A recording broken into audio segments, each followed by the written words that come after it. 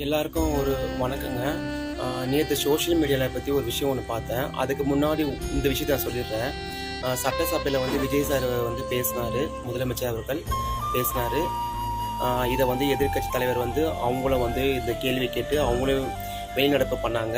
ரெண்டாவது விஜய் சார் வந்து பார்த்திங்கன்னா அப்பா எங்கன்னு ஒரு ஒரு குட்டி கதை சொன்னார். இவங்களும் எதிர்க்க வந்து மனைவியை பற்றி பேசினாங்க. ஓகே, பல்லுக்கு பல்லு, சொல்லுக்கு சொல்லு, அந்த மாதிரி திருப்பி பேசிட்டாங்க. இது வந்து ஒரு அரசியல் சூழ்நிலை வந்து இது வந்து ஒரு நல்ல ஒரு ஹெல்த்தான ஆரோக்கியமான அரசியலாக கேட்டால் கண்டிப்பாக இது கிடையாது. ஓகே, நான் என்ன சொல்கிறேன்னா, நேற்றுக்கு 23 தானே தேதி, நேற்றுக்கு தான் வந்து புரட்சித் தலைவர் செல்வி ஜெயலலிதா வந்து பதவி ஏற்ற நேற்று தான் அந்த நாள். நான் என்ன சொல்கிறேன்னா, ஒரு மாநில முதலமைச்சர் ஜோசப் அவர்களை வந்து நீங்கள் முதலமைச்சராக இருக்க தகுதி இல்லை எல்லாருமே நீங்கள் சொல்கிறீங்க. ஓகே, நான் என்ன சொல்கிறேன்னா, செல்வி ஜெயலலிதா பதவியேற்ற யாராவது செல்வி ஜெயலலிதாவை பற்றி இந்த மாதிரி நீங்கள் சொல்லிருப்பீங்களா? கலைஞர் அவர்களை சொல்லிருப்பீங்களா?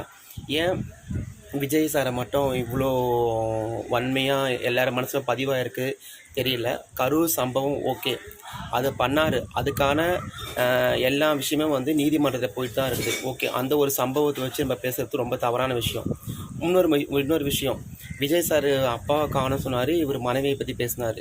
நான் என்ன சொல்கிறேன்னா, எல்லாருமே அரசியலில் இருக்கும்போது தன்னோட கதையை மட்டும் பேசினா பரவாயில்ல. இதில் வந்து வீட்டில் இருக்கவங்க பற்றியெல்லாம் பேசும்போது ஒரு பொது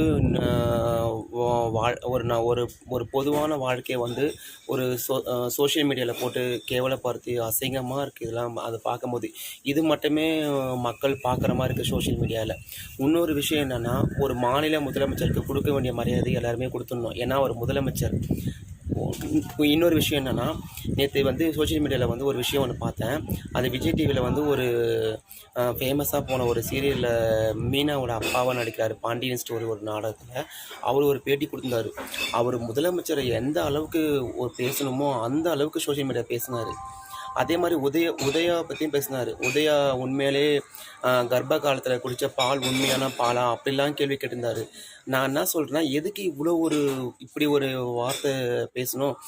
ஆனால் அவர் சொல்கிற தப்பு ஒன்றும் கிடையாது. என்ன தப்பு கிடையாதுன்னா, சட்டசபையில் வந்து இந்து மதத்தை பற்றி தவறாக பேசியிருக்காங்க. அதுக்கு வந்து முதலமைச்சர் அவர்களும் வாய் திறக்கலை, எதிர்க்கட்சியும் வாய் திறக்கலை சொன்னதுனால தான் அவர் அந்த கோபம் உச்சகட்டத்தில் பேசியிருக்காரு. எதுவாக இருந்தாலும் ஒரு சட்டசபையை நடத்தக்கூடிய ஒரு முதலமைச்சர், ஒரு தமிழ்நாட்டை நடத்தக்கூடிய முதலமைச்சரை வந்து இவ்வளோ ஒரு தரக்குறைவாக பேசுறது ரொம்ப ரொம்ப தப்பு. உங்களுக்கு பிடிக்குதோ